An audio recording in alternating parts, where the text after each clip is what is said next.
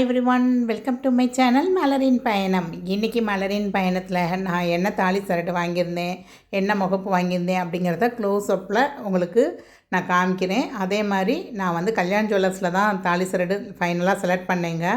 இப்போ இந்த வீடியோ பார்த்துட்ருக்க நீங்கள் நம்ம சேனலை இது வரைக்கும் சப்ஸ்கிரைப் பண்ணலைன்னா சப்ஸ்கிரைப் பண்ணிக்கோங்க. நிறைய யூஸ்ஃபுல்லான வீடியோஸ் நம்ம சேனலில் தொடர்ந்து வந்துக்கிட்டே தான் இருக்குது. ஸோ கண்டிப்பாக சப்ஸ்கிரைப் பண்ண மறக்காதீங்க, லைக் பண்ண மறக்காதீங்க, ஹைப் பண்ண மறக்காதீங்க. வாங்க இப்போ வீடியோக்குள்ளே போகலாம். ஆக்சுவலாக என்னோடய ப்ரீவியஸ் தாலி செயின் வந்து எப்படி டேமேஜ் ஆயிருந்துச்சு, என்ன மாதிரி அப்போ போட்டிருந்தீங்க அப்படின்னு ஒரு சில பேர் கமெண்ட் பண்ணி கேட்டிருந்தீங்க. இதுதாங்க நான் வந்து ஒரு 3.5 இயர்ஸ்க்கு முன்னாடி சரவணா எலைட்டில் வாங்கின தாலி சரடு. இதே மாதிரி 2-3 இடத்துல இந்த மாதிரி பலாந்து வந்திருந்தது. ஒரு இடத்துல பார்த்திங்கன்னா அப்படியே விண்டு போகிற மாதிரி கூட இருந்தது. ஸோ நான் இது வந்து லாஸ்ட் மந்த்தே வந்து சரவணா எலைட்டில் போய் கேட்டேன், இதை வந்து ரிப்பேர் பண்ண முடியுமா, இந்த மாதிரி 2-3 இடத்துல இருக்குது அப்படின்னு கேட்டப்போ அவங்க சொன்னாங்க, பொடி அப்படின்னு சொல்லி நீங்கள் வாங்கிட்டு வாங்கன்னு சொல்லி சொன்னாங்க. அதை வாங்கிட்டு வந்தீங்கன்னா அதை வச்சு நாங்கள் பற்ற வச்சு கொடுப்போம் அப்படிங்கிற மாதிரி சொல்லியிருந்தாங்க. அது என்ன பொடி அப்படின்னா இந்த மாதிரி பேப்பரில் தாங்க எழுதி கொடுத்தாங்க 70 kDmன்னு. ஸோ அதை போய் கேட்குறப்ப இந்த மாதிரி ஒரு சின்னதாக ஒரு தகடு மாதிரி கொடுத்தாங்க. ஸோ இது வந்து கிட்டத்தட்ட 830 rupees கிட்ட வந்திருந்தது, 70 milligrams உங்களுக்கு. பட் அதை வச்சு பற்ற வச்சாலும் அந்த இடம் வந்து ஸ்டிஃப் ஆயிரும், அப்புறம் நீங்கள் வந்து நமக்கு வந்து ஃப்ளெக்சிபிளாக இருக்காது அப்படிங்கிற மாதிரி சொன்னாங்க. நாளடைவில் அந்த இடம் வந்து உடையக்கூட வாய்ப்பு இருக்குங்கிற மாதிரி சொன்னாங்க. ஸோ அதனால் இருக்கட்டும், நீங்கள் இப்படியே போடுற வரைக்கும் அப்படின்னு சொல்லியிருந்தாங்க. பட் எனக்கு வந்து எப்போ அது அந்து விழுந்துருமோ அப்படிங்கிற மாதிரி கொஞ்சம் பயமும் இருந்ததுங்க. ஸோ நானும் நிறைய கடைகளில் நிறைய தாலி சரடு பார்த்தேன். பட் இந்த பர்டிகுலர் டைப்பு தான் நான் தேடி போனது. இது வந்து ஹேண்ட்மேடு சுந்தரி டைப் அப்படின்னு சொல்லியிருந்தாங்க. சின்னதாக மைன்யூட்டான அந்த ஸ்கொயர் பாக்ஸஸ் இருக்க மாதிரி இருக்கும். பார்க்க இப்படி இருக்குங்க, நல்ல பார்வையாக அவங்களுக்கு நல்ல வெயிட்டாக தான் இருந்தது. ஹாலோவாக இல்லை, உள்ள கூடாக இல்லாமல் நல்லா கனமாக தான் இருந்தது. இந்த செயின் கிட்டத்தட்ட 46 grams இருந்தது. ஸோ என்னோடய ஹஸ்பண்டுக்கு இது ரொம்ப பிடிச்சி போயிடுச்சு. இது வந்து நாங்கள் சாட்டர்டே நைட்டே வந்து கல்யாணில் பார்த்து வச்சுருந்தது இந்த தாலி சரடு. மறுநாள் தங்கமயில் போயிருந்தோம், ஜிஆர்டி போயிருந்தோம். அதுக்கு முந்தின நாள் வந்து சரவணா எலைட்டு, லலிதா எல்லாத்துலேயுமே பார்த்து வச்சுட்டு வந்தாலும் இதுதான் ஓகே அப்படிங்கிற மாதிரி அவர் சொல்லிட்டார். சரி நம்ம ஓகே இதுவே போகலாம், ஏன்னா 6% வேஸ்டேஜுக்கு பண்ணித்தரேன்னு முந்தின நாளே சொல்லியிருந்தாங்க. உங்களுக்கு பார்த்திங்கன்னா தெரியும், அது வந்து ஒரு 12.50% போட்டிருந்தாங்க. ஸோ 40 grams மேலே எடுக்கிறப்ப அவங்க ஆஃபர்லாம் போக 6%க்கு பண்ணித்தரோன்னு சொல்லியிருந்தாங்க. ஸோ என்னோடய பழைய தாலி சரடு வந்து கிட்டத்தட்ட 4 சவரன் இருந்ததுங்க. அது அப்புறம் பாப்பா வந்து சின்ன வயசில் போட்டிருந்தா பேபி பேங்க். நெக்ஸ்ட்டு பார்த்திங்கன்னா 2 ஸ்டட்டு வச்சுருந்தேங்க. ஒன்று வந்து நிறைய இடத்துல அந்து போயிருக்கோம். உங்களுக்கு கிட்டத்தட்ட ஒரு 12 to 15 years ஆன ஸ்டட்டு தான் அது. இன்னொரு ஸ்டட்டு பார்த்திங்க அப்படின்னா நல்லா தான் இருந்தது. பட் நமக்கு டிசைன் பிடிக்காமல் ரொம்ப நாளாக நம்ம அப்படியே வச்சுருப்போம் பார்த்திங்களா உங்களுக்கு, அந்த மாதிரி இருந்தது. சரி அது நமக்கு கூட கொஞ்சம் வந்துச்சுன்னா போடுவோம், இல்லைன்னா திரும்ப எடுத்துருவோம் அப்படின்னு நினச்சேன். ஸோ எனக்கு இது அது போடுறப்ப 55 grams 56 grams கிட்ட காமிச்சது. அதனால் அந்த ஸ்டட்டை திரும்ப எடுத்துக்கிட்டேன் நான், வேணாம் இருக்கட்டும் அப்படின்னு சொல்லிட்டு. ஸோ மொத்தமாக வந்து நான் வந்து என்னோடய தாலி சரடு, ஒரு செட் ஆஃப் பேங்கிள், அப்புறம் ஒரு ஸ்டட்டு, இந்த 3 தான் போட்டேங்க. ஸோ உருக்கிறதுக்கு பார்த்திங்க அப்படின்னா கிட்டத்தட்ட 5 to 10 minutes கிட்ட ஆச்சுங்க. ஆனால் நீங்கள் இந்த மாதிரி போய் கடையில் வந்து உருக்க போகிறீங்க அப்படின்னா இதெல்லாம் வந்து ஒரு வீடியோ எடுத்து வச்சுக்கோங்க உங்களுக்கு. ஏன்னா நமக்கு அந்த இதை எடுக்கிறப்ப திரும்ப வந்து அதை தண்ணிக்குள்ளே போட்டு முக்கி எடுப்பாங்க, ஒரு சின்ன பொடி மாதிரி தூவுவாங்க. இதுக்கு முன்னாடி ஒரு சிஸ்டர் சொல்லியிருந்தப்ப அதை இப்படி ஒரு மாதிரி கிண்டுறப்ப வந்து கொஞ்சம் கீழே கொட்டுச்சு. பட் அதெல்லாம் அவங்க வந்து இல்லை, அதெல்லாம் சும்மா இதுதான் அப்படிங்கிற மாதிரி சொல்லிட்டாங்க சிஸ்டர்னு சொல்லியிருந்தாங்க. பட் அதில் இருக்க ஒவ்வொரு ட்ராப்புமே கோல்டு தாங்க. ஸோ அதனால் கொஞ்சம் ரொம்ப கேர்ஃபுல்லாக இருங்க. இந்த மாதிரி வந்து போய் உருக்க போகிறீங்க அப்படின்னா வீடியோ எடுத்துக்கோங்க. அது கடை வந்து இப்போ கல்யாணில் வந்து டிரான்ஸ்பரண்ட்டாக தான் இருந்தது எல்லாமே. வந்து நமக்கு வந்து மிஷினில் அந்த கேரட் மிஷினில் வச்சு 20-1 செக் பண்ணுறது நம்ம கண்ணு முன்னாடி பார்க்குற மாதிரி தான் இருந்தது. வெயிட் செக் பண்ணாங்கன்னா அதுவும் நம்ம கண்ணு முன்னாடி தெரிகிற மாதிரி தான் வச்சுருந்தாங்க அந்த மிஷின் எல்லாமே உங்களுக்கு. ஸோ இங்கேயுமே வந்து ரொம்ப டிரான்ஸ்பரண்ட் தான், யாருனாலும் வந்து பார்த்துக்கலாம் அப்படிங்கிற மாதிரி தான் வச்சுருந்தாங்க. ஸோ இது வந்து இந்த கடைன்னு இல்லை, எந்த கடையில் போனாலும் நம்ம ஒரு சின்ன கிளிப்பிங் எடுத்து வைக்கிறப்ப அப்படி தப்பு செய்யணுங்கிறவங்களுக்கு கூட தோணாது பார்த்திங்களா. அதுக்காக சொல்கிறேன் நான். எப்போயுமே நம்ம சைடு நம்ம சேஃப்டியாக இருக்கிறது பெட்ரு தானே உங்களுக்கு. ஸோ இப்போ பார்த்திங்க அப்படின்னா வந்து 51 grams 420 milligrams கிட்ட இருந்தது எனக்கு. ஸோ இதை உருக்குனக்கப்புறம் அப்படின்னு பார்த்திங்கன்னா எனக்கு வந்து கொஞ்சம் மில்லிகிராம்ஸ் வந்து கம்மியாக தாங்க ஆச்சு. ஏன்னா தாலி சரடுங்கிறப்ப கொஞ்சம் நமக்கு தேய்மானம் இருக்கும், உள்ள அழுக்கு இருக்க தான் செய்யும். அதெல்லாம் வந்து நம்ம சொல்லவே முடியாது. இவங்க வந்து நிறைய கடைகளில் என்ன செய்வாங்கன்னா வந்து தீயில வாட்டி உள்ளேருந்து டஸ்ட்டெல்லாம் தட்டுவாங்க. அப்படிலாம் எதுவுமே இங்கே பண்ணலைங்க. உங்களுக்கு ஜஸ்ட் அப்படியே உருக்குனாங்க, உருக்கி எடுத்து போட்டாங்க. எனக்கு கிட்டத்தட்ட 51 கிராம் 80 மில்லிகிராம்ஸ் இருந்ததுங்க. ஸோ இருந்தது வந்து பார்த்திங்கன்னா மேலே அந்த அடிச்சிருக்காங்க பார்த்தீங்களா, 51 கிராம் 420 மில்லிகிராம் இருந்தது. மெல்ட் பண்ணக்கப்புறம் 51 கிராம் 80 மில்லிகிராம்ஸ் இருந்ததுங்க. கிட்டத்தட்ட ஒரு 340 மில்லிகிராம்ஸ் வந்து கம்மியாக இருந்தது. அன்னைக்கு மார்க்கெட் ரேட் என்னவோ அதை வந்து அப்படியே அந்த 51 கிராம்ஸு 80 மில்லிகிராம்ஸ்க்கு மல்டிப்ளை பண்ணி அதை வந்து நான் வாங்கின அமௌண்ட்லேருந்து மைனஸ் பண்ணிக்கிட்டாங்கங்க.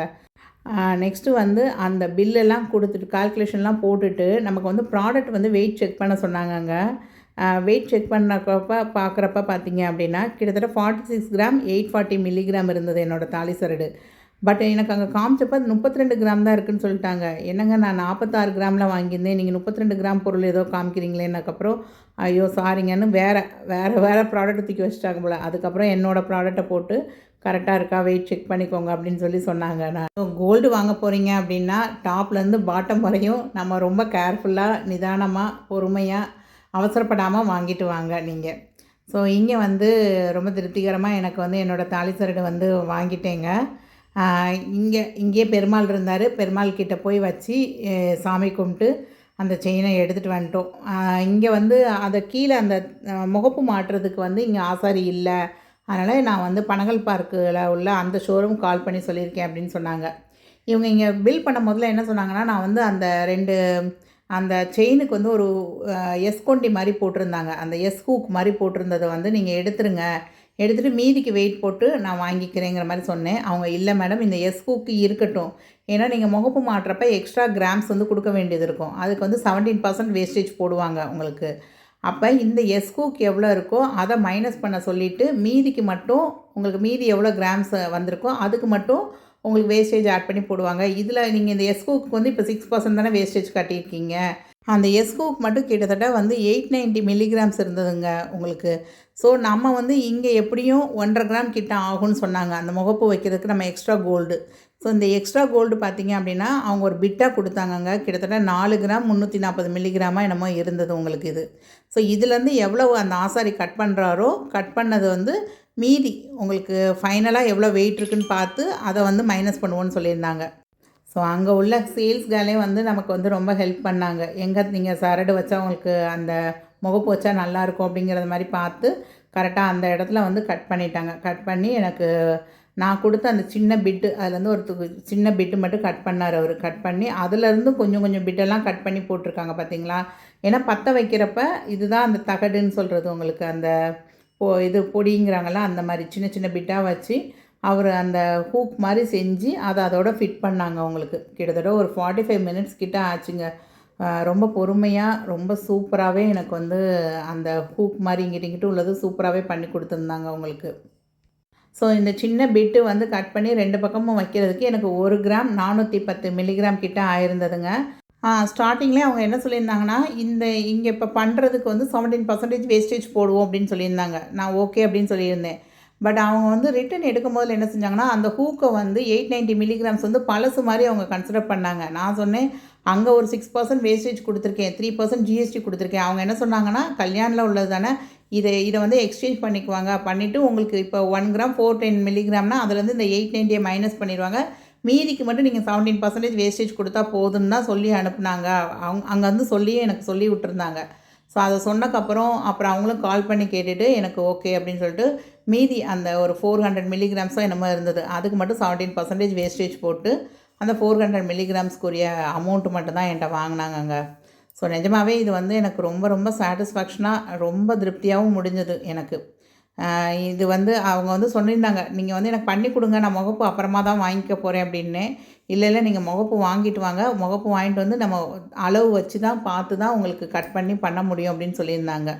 ஸோ நம்ம வந்து முகப்பு வாங்கிட்டு வர்றதுக்கு கொஞ்சம் லேட்டானாலும் பரவாயில்ல, நான் உங்களுக்கு இருந்து பண்ணி கொடுத்துட்டு தான் போவேன் அப்படின்னு சொல்லியிருந்தாங்க.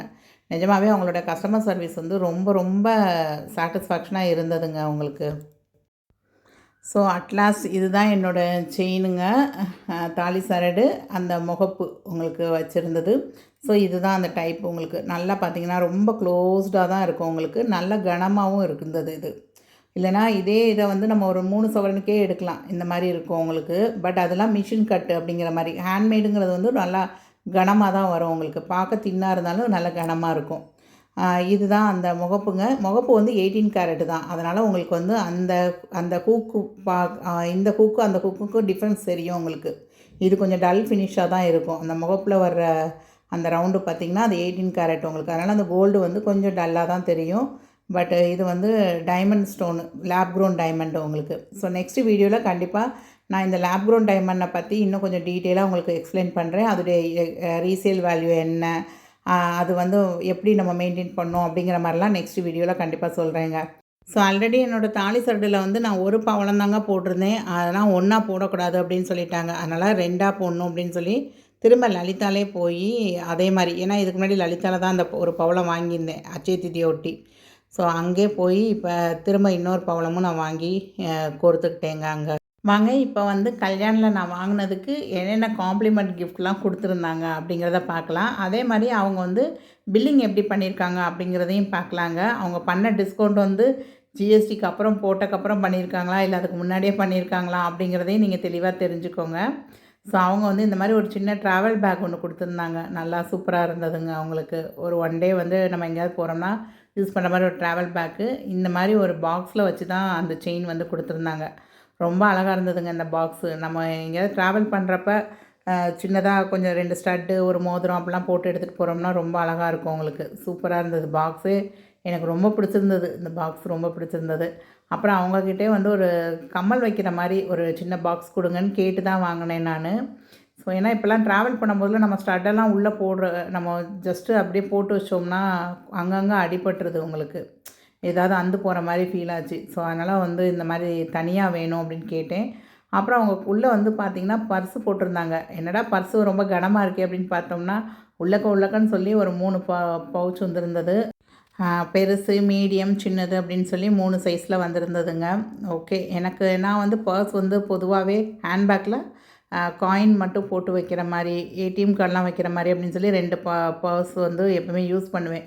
ஸோ இது வந்து ரொம்ப சாஃப்டாக ரொம்ப அழகாக நல்லா இருந்தது. ஸோ இதுதான் வந்து கல்யாணில் வந்து காம்ப்ளிமெண்ட்ரியாக கொடுத்ததுங்க.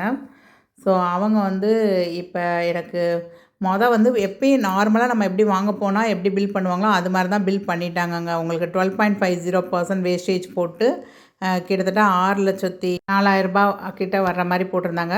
ஓல்டு கோல்டு பார்த்திங்கன்னா என்கிட்ட வந்து 51 கிராம் 80 மில்லிகிராம்ஸ் எடுத்திருந்தாங்க. அன்னைக்கு மார்க்கெட் ரேட்டுக்கு அது வந்து ஒரு 5,85,000 இருக்கிற மாதிரி இருக்குது அப்படின்னு சொல்லி அதையும் கால்குலேஷன் போட்டிருந்தாங்க.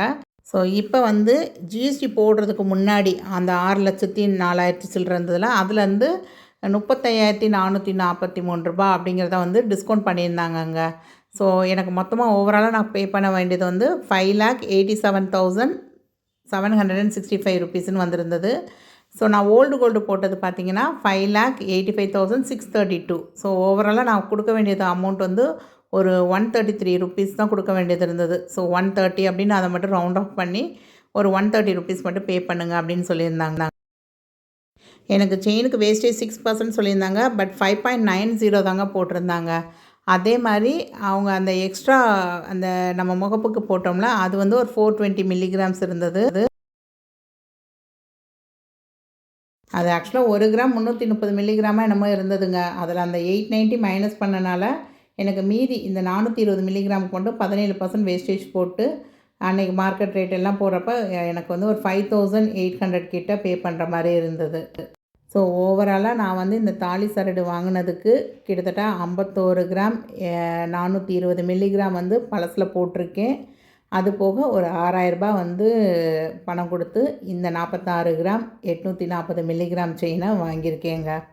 ஐ ஹோப் இந்த வீடியோ உங்களுக்கு பிடிச்சிருக்கோம் அப்படின்னு நினைக்கிறேன். உங்கள் ஃபேமிலியில் யாருக்காவது தேவைப்படும் அப்படின்னு நினச்சா அவங்களுக்கு கண்டிப்பாக நம்ம சேனலை வந்து ஷேர் பண்ணி விடுங்க. நான் வந்து ஆல்ரெடி வந்து லேப் க்ரோன் டைமண்டுக்கும் நேச்சுரல் டைமண்டுக்கும் என்ன வித்தியாசம், ரேட் எவ்வளோ வித்தியாசம் வரும், ஜிஆர்டி, சரவணா எலைட்டு, இந்த ஒண்டர் டைமண்ட்ஸோடு சேர்த்து ஒரு வீடியோ வந்து போட்டிருக்கேங்க ஒரு 4 மந்த்ஸ்க்கு முன்னாடி. அந்த வீடியோவோட லிங்க் வந்து நான் லாஸ்ட் எண்டு ஸ்க்ரீனில் கொடுக்குறேன். கண்டிப்பாக நீங்கள் வந்து செக் பண்ணி பாருங்கள். ஏன்னா நிறைய பேர் வந்து இந்த ஒண்டர் டைமண்ட்னா இந்த லேப் க்ரோன் டைமண்ட்னா என்ன அப்படிங்கிறத வந்து நிறையா பேர் கேட்டிருந்தீங்க. ஸோ அந்த வீடியோ பார்த்திங்கன்னா உங்களுக்கு வந்து கிளியர் கட்டாக இருக்கும். நாளைக்கு வீடியோவில் கண்டிப்பாக இந்த லேப் க்ரோன் டைமண்டுக்கு என்ன ரீசேல் வேல்யூ இருக்குது, நமக்கு இது வந்து ப்ராஃபிட்டா இல்லை இது வாங்குறது வேஸ்ட்டா அப்படிங்கிற எல்லா டீட்டெயில்ஸும் பார்க்கலாங்க. வீடியோ பிடிச்சிருந்தா லைக் பண்ண மறக்காதீங்க, ஹைட் பண்ண மறக்காதீங்க. தேங்க்ஸ் ஃபார் வாட்சிங் த வீடியோ. பாய்.